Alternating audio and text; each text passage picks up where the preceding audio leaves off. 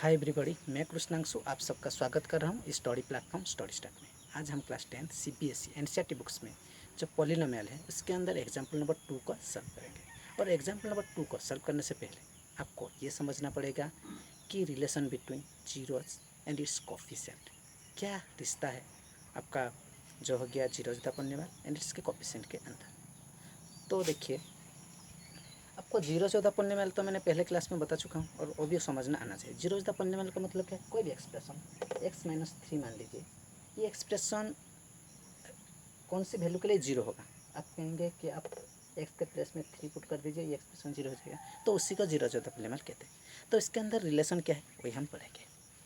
पहले पढ़ लेते हैं, फिर एग्जाम्पल नंबर 2 का सॉल्व करें, ठीक है। Relation between the zero the polynomial कहते हैं अगर कोई भी एक क्वाड्रेटिक पॉलिनोमियल मान लीजिए, for example a² plus bx plus C equal to zero. इस प्लेस में a क्या है? x² का कोफिशिएंट है, b क्या है? x का कोफिशिएंट है, c क्या है? कांस्टेंट है। यही तो है ना। तो अगर मैं कहूँ कि alpha and beta are two zeros of the polynomial, मेरा कहने का मतलब ये है कि ये एक्सप्रेशन मान लीजिए कि अल्फा और बीटा के लिए ये एक्सप्रेशन जीरो हो जाएगा, ठीक है। अगर जीरो हो रहा है तो इसके इस दोनों के अंदर और इसके कोफिशिएंट के अंदर क्या रिलेशन है? इस दोनों के अंदर इस प्रकार का रिलेशन आएगी कि alpha plus beta two zero जो पॉलिनोमियल को अगर आप ऐड करेंगे तो आपका जो कोफिशिएंट रहेगी एक्स का, उसकी डिवाइडेड बाय आपका जो रहेगी एक्स का कोफिशिएंट डिवाइडेड हो जाएगी, ठीक है। इसकी जो कोफिशिएंट रहेगी उसका नेगेटिव पार्ट लेंगे और जो एक्स का कोफिशिएंट रहेगी उसको इसमें डिवाइड करेंगे तो ये समान रहेगी, ठीक है। अल्फा प्लस बीटा जितना भी आएगी इन दोनों को इस माइनस बी बाई ए वही आएगी, ठीक है। तो एग्जाम्पल जब करेंगे तो समझ में आ जाएगा। और एक क्या रिलेशन है? Alpha into beta. Alpha into beta क्या है? अगर टू जीरो जीरो पॉलिनोमियल का मल्टीप्लिकेशन करें तो इस दोनों के अंदर क्या रिलेशन है? इस दोनों के अंदर रिलेशन ये है कि सी बाई ए। सी क्या है? ये सी तो इधर क्या है आपका कांस्टेंट है, सही है ना। और ए क्या है? एक्स स्क्वायर का कोफिशिएंट है। तो ये भी आपको समझ में आ गया, ये जो constant divided by x square का कोफिशिएंट, सही है। तो चलिए एग्जाम्पल नंबर 2 को सॉल्व करते हैं, ठीक है। ये बात आप याद रखिए तो एग्जाम्पल नंबर 2 को आराम से आप सॉल्व कर पाएंगे। एग्जाम्पल नंबर 2 में क्या कह रहा है? एग्जाम्पल 2 में देखिए, ये एग्जाम्पल नंबर 2 पेज नंबर 30, ठीक है। एग्जाम्पल 2 कह रहा है कि find the zeros of the quadratic polynomial x square plus 7x plus 10। Expression क्या गिवन है? एक्स स्क्वायर क्वेश्चन को नहीं लिख रहा हूँ, ठीक है, बुक्स में देख लीजिए 30 पेज है, ठीक है। X square plus 7x plus 10, यही एक्सप्रेशन है, सही है ना। और क्या कह रहा है? इसका जीरो जो पॉलिनोमियल फाइंड करिए। और क्या कह रहा है कि इसके अंदर रिलेशन क्या है? टू जीरो जो पॉलिनोमियल एंड इसके कोफिशिएंट के अंदर। तो इस दोनों इस एक्सप्रेशन में कोफिशिएंट क्या है? एक्स स्क्वायर का कोफिशिएंट कुछ नहीं है, मतलब 1 है। एक्स का कोफिशिएंट 7 है और ये तो कांस्टेंट है, सही है। तो पहले लिखते थे जीरो द पॉलिनोमियल डिफाइन करते हैं। इसको जीरो द पॉलिनोमियल कैसे डिफाइन करेंगे? इस प्रकार का एक्सप्रेशन हो रहा था, आप प्रीवियस क्लास में पढ़े होंगे कि फैक्टराइजेशन कर कर इसको आप निकालते हैं उसका एक्स का वैल्यू। तो 10x² और 7x, तो कौन सी वैल्यू आप पुट करें दोनों, तो उसका जब मल्टीप्लिकेशन करेंगे तो 10x² हो जाएगा और जब ऐड करें या सब्सट्रैक्शन करें तो 7x हो जाएगा। वही तो कैसे करेंगे? इसका फैक्टराइजेशन कर देते हैं, 10 का 2 5 मिल गया मुझे। तब करूँगा मैं क्या? x² plus 2x plus 5x, सही है, प्लस 10 इक्वल टू 0, सही। अब मैं क्या कर सकता हूँ?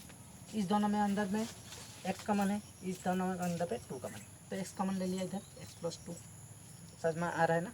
और इसके अंदर मैं 5 कॉमन ले सकता हूँ तो x प्लस 2, सही है। तो मैं अब क्या करूँगा? x प्लस 2 इन दोनों में कॉमन है और x plus 5 equal to 0। Expression 0 था ना पहले से, सही है। तो अब क्या मान सकता हूँ? x प्लस 2 इक्वल टू 0 मान सकता हूँ। और क्या मान सकता हूँ? x प्लस 5 को भी 0 मान सकता हूँ, सही है। अब इस साइड में है 2, इस अदर साइड में जाएगी, अपोजिट साइड -2 हो जाएगा। और क्या है x का वैल्यू? -5, अपोजिट साइड में जाएगा तो 2 जीरो द पॉलिनोमियल मान पाएगी। तो उसको मैं अल्फा मान लेता हूँ, सही है, उसको बीटा मान लेता हूँ, कोई दिक्कत है नहीं। तो चलिए अब देखते हैं उसके रिलेशन देखते हैं। अब क्या रिलेशन देखेंगे कि अल्फा प्लस बीटा हमने पढ़े हैं कि जब भी सम करते हैं 2 जीरो ज़्यादा पॉलीनॉमियल, अगर सम करूँ मैं, ठीक है, 2 जीरो ज़्यादा पॉलीनॉमियल का सम करूँ तो अल्फा प्लस बीटा को मैं सम करूँगा, अल्फा प्लस बीटा, और अल्फा प्लस बीटा मैंने क्या बता चुका हूँ, माइनस बी बाई ए। सही है, माइनस बी क्या है, ये एक्स का जो कोफिशिएंट है उसका डिवाइडेड बाई एक्स स्क्वायर का कोफिशिएंट। तो अल्फा प्लस बीटा का पहले वैल्यू में देख लेता हूँ। अल्फा प्लस बीटा का 2 जीरो ज़्यादा पॉलीनॉमियल, 2 जीरो क्या है, -2 एंड -5। सही है, तो -2 और एक क्या है -5, इन दोनों को अगर मैं ऐड करूँ कितना हो जाएगा, -7 हो जाएगा। ये तो आपको समझ में आ गया। तो अल्फा प्लस बीटा तो -7 हो गया, और हमने पढ़ा है कि माइनस बी बाई ए भी सेम होगा, तो देख लेते हैं माइनस बी बाई ए कहाँ पर करें। इसको मिटा रहा हूँ, ठीक है ना, अपने तो कर चुके हैं ऑलरेडी, ये सब मिटा रहा हूँ एक्सप्रेशन, ठीक है। तो माइनस बी बाई ए क्या है, एक्सप्रेशन क्या था, इसका एक्सप्रेशन क्वेश्चन में क्या था, x square plus 7x plus 10, यही क्वेश्चन था ना आपका। तो माइनस बी क्या है, माइनस बी क्या है, एक्स का जो आपका कोफिशिएंट है, तो प्लस में 7 इसका नेगेटिव लेना है, और एक क्या है एक्स स्क्वायर का कोफिशिएंट, एक्स का कोफिशिएंट कुछ नहीं 1 है, कुछ नहीं मतलब 1 तो 7। तो आपने पाएगा कि ये 7 है, -7, ये भी -7, तो alpha plus beta minus B by A, तो आपका ये हो गया, प्रूव हो गया, ठीक है ना। ये रिलेशन हो गया क्या, alpha plus beta equal to minus B by A, ये आपका इतने रिलेशन पाएगा। सेकेंड रिलेशन क्या है देखते हैं, सॉरी ये भी मिटा देना, ये इसका रखने दीजिए -2 और एक्स को मान लीजिए 6, ठीक है।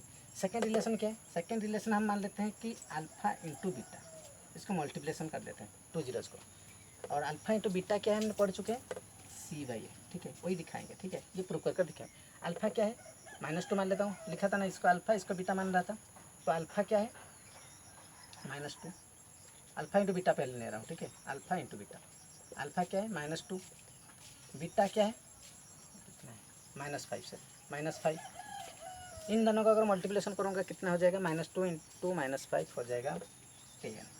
सही है ना। आप करते हैं सी बाई है, सी बाई क्या है, सी क्या है, सी आपका कांस्टेंट है, 10 जो क्वेश्चन में था 10 कांस्टेंट है, सी कांस्टेंट है 10 बाई ए कितना है, एक्स स्क्वायर का जो कोफिशिएंट है, एक्स स्क्वायर कोफिशिएंट कुछ नहीं मतलब 1 है।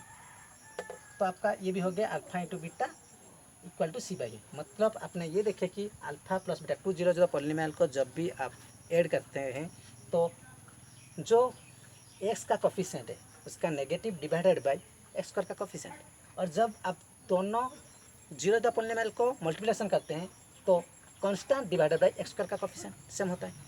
यही है इसका बेसिक। उम्मीद है आपको मैंने जो समझाया समझ में आ गया होगा। अगर आया है तो लाइक शेयर एंड सब्सक्राइब कर दीजिए। Thank you.